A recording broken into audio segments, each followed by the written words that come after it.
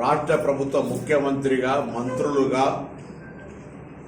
కేంద్ర ప్రభుత్వానికి సంబంధించి రావాల్సినటువంటి అభివృద్ధి భాగస్వామ్యము తెలంగాణకు రావాల్సినటువంటి మొత్తానిగా అనేక సందర్భాల్లో పోయి గౌరవ మంత్రులకు ప్రధానమంత్రి గారికి విజ్ఞప్తి చేస్తూ ఉన్నాం.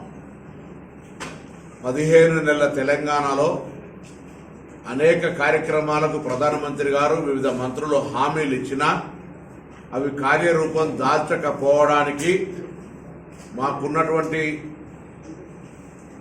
ఆలోచన లేదా సమాచారం ప్రకారంగా కిషన్ రెడ్డి గారు ఈ అభివృద్ధికి అడ్డంకిగా నిలిచొని తెలంగాణ అభివృద్ధికి రాకుండా ఉండేటువంటి ప్రయత్నంలో ఆయన ప్రధాన పాత్ర పోషిస్తూ ఉన్నారు.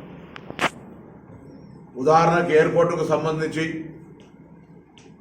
రామ్మోహన్ నాయుడు గారు ఆంధ్రప్రదేశ్ మంత్రిగా తెలంగాణకు ఎయిర్పోర్ట్ ఇచ్చే కార్యక్రమం సంబంధించి భూసేకరణ విషయం చెప్తే భూసేకరణ అంతా చేసి మేము ఇచ్చిన తర్వాత అదేదో ఆయన చేసినట్టు చెప్పుకునే ప్రయత్నం చేస్తే పాపం సరిపోక అద్దె మంత్రిని అంటే మంత్రి కేంద్ర మంత్రి తెలంగాణ బిడ్డలతో ఎంపిక కాబట్టినటువంటి మంత్రి తెలంగాణకు సంబంధించి వరంగల్ ఎయిర్పోర్ట్ తెస్తే నేను తెచ్చినా అని చెప్పుకునే దమ్ము లేక ఆ మంత్రిని తీసుకొచ్చి కిషన్ రెడ్డి గారు ఎయిర్పోర్ట్ రావడానికి సహకారం చేసినా చెప్తున్నాడు. రాని వాటన్నిటికీ కిషన్ రెడ్డి కారణం అని కూడా చెప్పాలి ఆ మంత్రి గారు. కిషన్ రెడ్డి గారు వాస్తవంగా ముందటి నుంచి కూడా మేము చెప్తున్నది ఆయన బండి సంజయ్ని తొలగించి కేసీఆర్ బినామీగా బీజేపీ అధ్యక్షుడు అయినాడు. ఇవాళ కూడా కేసీఆర్ గారి ఆలోచన మేరకు మాత్రమే భారతీయ జనతా పార్టీ అధ్యక్షుడిగా పనిచేస్తూ ఉన్నాడు. భారతీయ జనతా పార్టీ నాయకుడిగా తెలంగాణ నుంచి ప్రాతినిధ్యం వహిస్తున్న మంత్రిగా గతంలో పురావస్తు శాఖ కల్చరల్ మినిస్టర్ టూరిజం మినిస్టర్గా ఉండ్రి. హైదరాబాద్ కేంద్రము పురావస్తు శాఖలకు సంబంధించి కల్చరల్ కేంద్రాలకు సంబంధించి హైదరాబాద్ ఒక కేంద్రం. ఆయన రిప్రజెంట్ చేస్తున్న హైదరాబాద్కు సంబంధించి కూడా ఏం నిధులు తీసుకురాలే.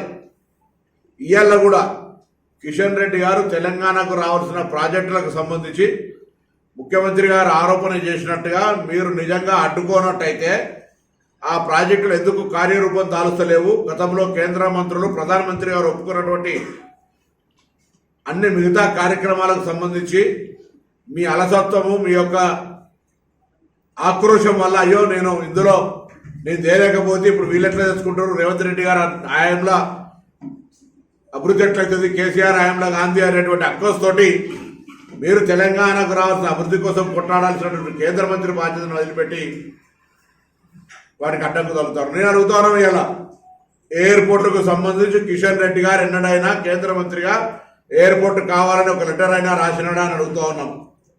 ఇతరత్ర అభివృద్ధి కార్యక్రమాలకు సంబంధించి కిషన్ రెడ్డి గారు, నేను కూడా హైదరాబాద్ ఇన్ఛార్జి మంత్రిగా తెలంగాణ మంత్రిగా కిషన్ రెడ్డి గారిని కలవడం జరిగింది. మిగతా మంత్రులందరినీ కూడా కలిసినాం. అనేక సందర్భాల లోపల అనేకమైన అంశాల లోపల రిప్రజెంటేషన్ చేస్తూ ఉన్నాం.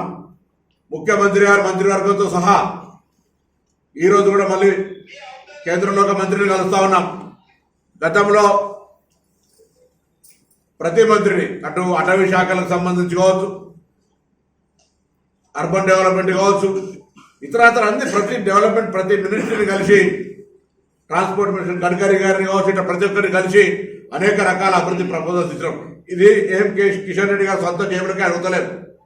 తెలంగాణ ప్రభుత్వం తెలంగాణ ప్రజల పిచ్చగాళ్ళు కాదు, ఏదో కిషన్ రెడ్డిని అయ్యా ఇవ్వని అడగడానికి. ఇది హక్కు, తెలంగాణ ప్రజల హక్కు. తెలంగాణలో కేంద్ర మంత్రిగా కిషన్ రెడ్డి గారు బాధ్యత. తెలంగాణ బిడ్డగా నిజంగా ఒకవేళ మీ డిఎన్ఏ తెలంగాణ రక్తం అయితే తెలంగాణ అభివృద్ధి కోసం గట్టిగా ప్రధానమంత్రిని తీసుకొని ఒక డెలిగేషన్ తమిళనాడులో సొంత రాష్ట్రంలో అనేక రాజకీయాలు చేస్తారు. ఢిల్లీకి అయినప్పుడు అన్ని రాజకీయ పార్టీలు ఒక్కటికైనా పోయి కేంద్రంలో ఒత్తిడి చేసి నిధులు తీసుకొస్తారు. ఇక్కడ కిషన్ రెడ్డి గారు ఎప్పుడైనా రాష్ట్ర ముఖ్యమంత్రి గారు తీసుకొని లేదా ప్రతినిధి బృందంగా ఈ రాష్ట్రానికి ప్రయోజనాలు లేని ప్రధానమంత్రి గారిని కల్పించేటువంటి ప్రయత్నం చేసిండా? రాష్ట్రానికి అంశాలు నేను నివేదిక సమర్పించిండా? బండి సంజయ్ గారి యొక్క 1,08,000 కోట్ల రూపాయలు ఇచ్చిన అరే ఉపాధి హామీలా, లేకపోతే రేషన్ బియ్యంలా, లేకపోతే ఇంకా కేంద్ర ప్రభుత్వం నుంచి అనేక కార్యక్రమాలు ఇస్తాం.